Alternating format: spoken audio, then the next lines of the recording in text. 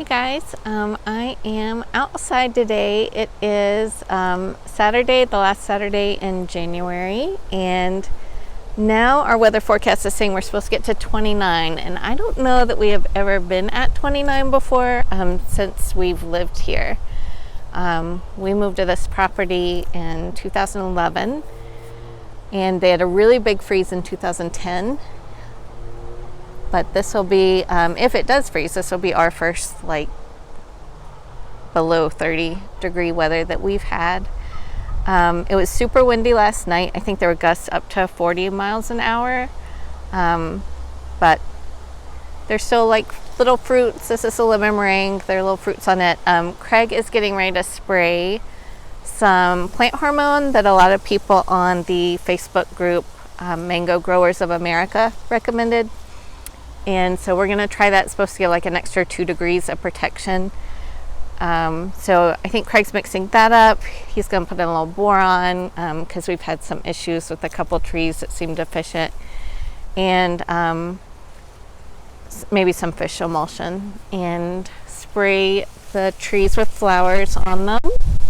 So we will see how that does. But hopefully it will be another one of those things where it doesn't get as low as they said it will. We're in Sarasota, Florida. We are about 3 miles from Sarasota Bay. So we tend to stay a little bit warmer than those who are on the other side of I-75. So we, so far this year, haven't seen any cold damage on any of our plants. None of the bananas or anything. But there's so few insects. Usually our mangoes are covered in flies this time of year, and we do have lots of little set fruit, but it's just not as covered in flies as they usually are. And maybe today part of it's just the wind. But hopefully the trees will all do well. There are just so many little fruits on all these trees, so hopefully they will make it.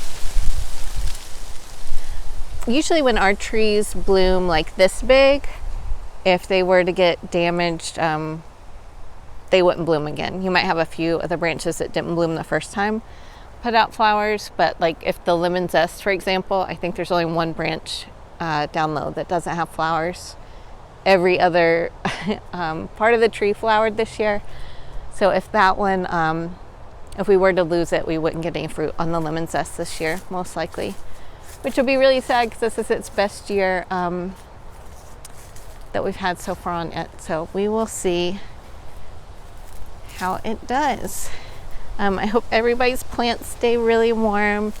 I ended up bringing in a lot of our potted plants too that we have for sale in our nursery. So I brought in all the mangoes, all the miracle fruit, all the grafted dream Anonas I brought in, and anything that we had grafted that had new growth pushing out, I brought inside.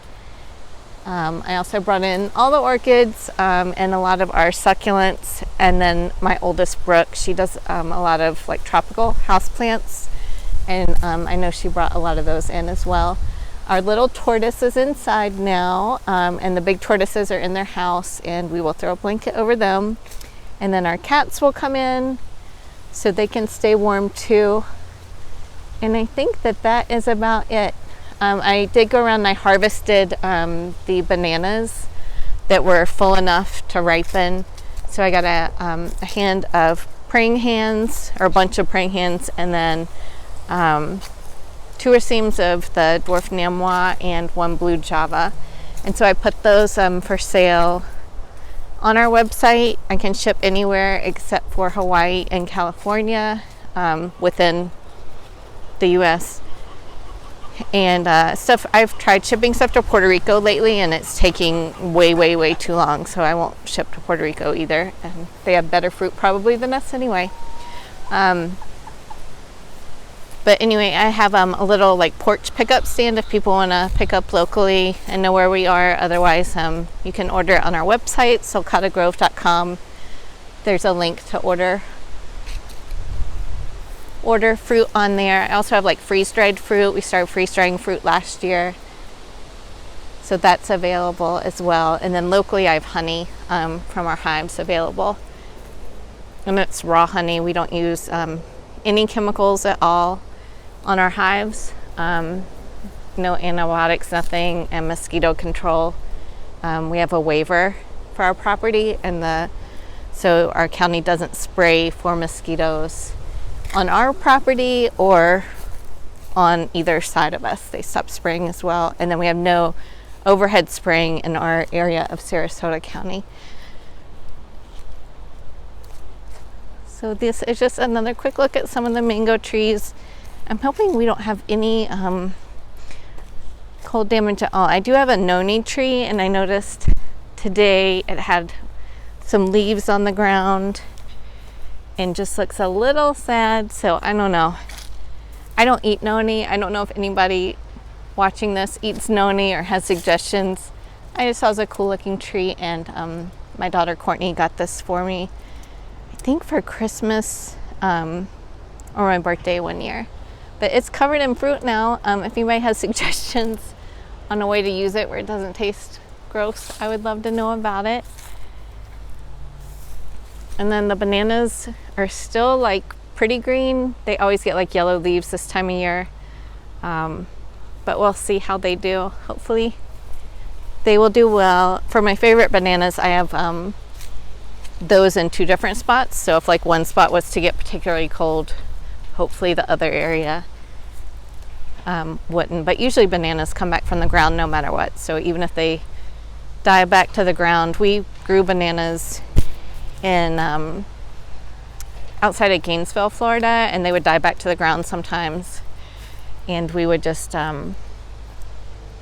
wait until the next year and grow them. And my grandfather fruited bananas in Charlotte, North Carolina in the mid-1900s, and he would just bring them inside, keep the corn warm, and then replant it outside once it got warm, and he got bananas.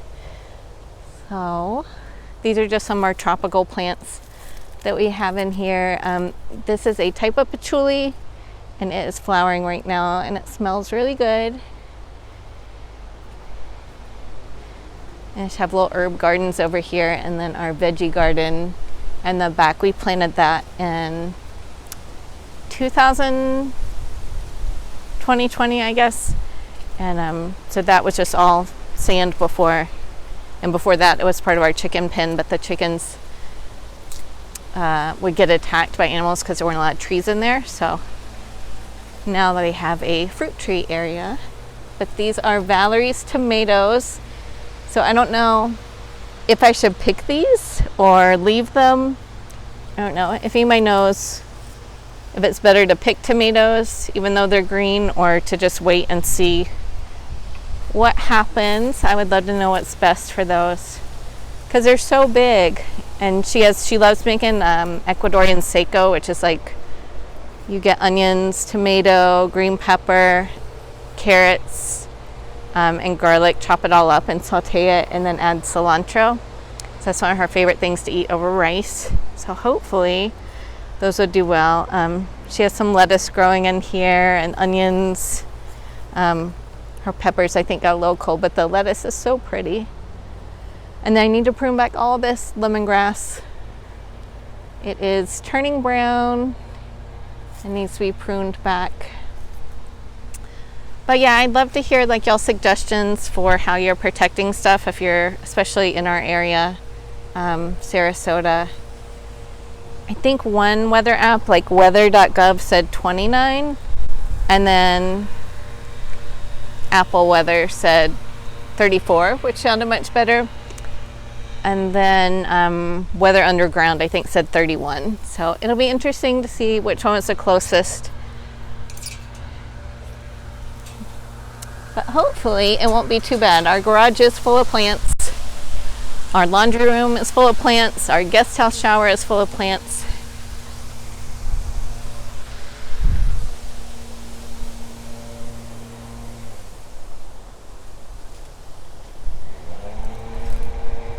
So that noise, I don't know if y'all can hear it or not, is Craig spraying. He has like a fogger that he sprays the trees with.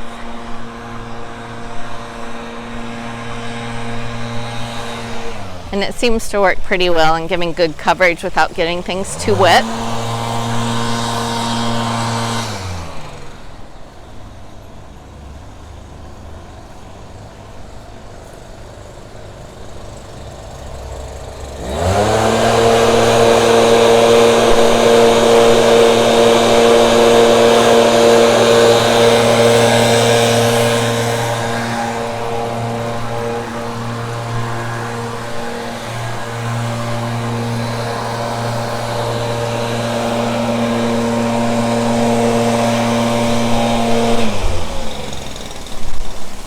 Well, that's it. Thanks for watching.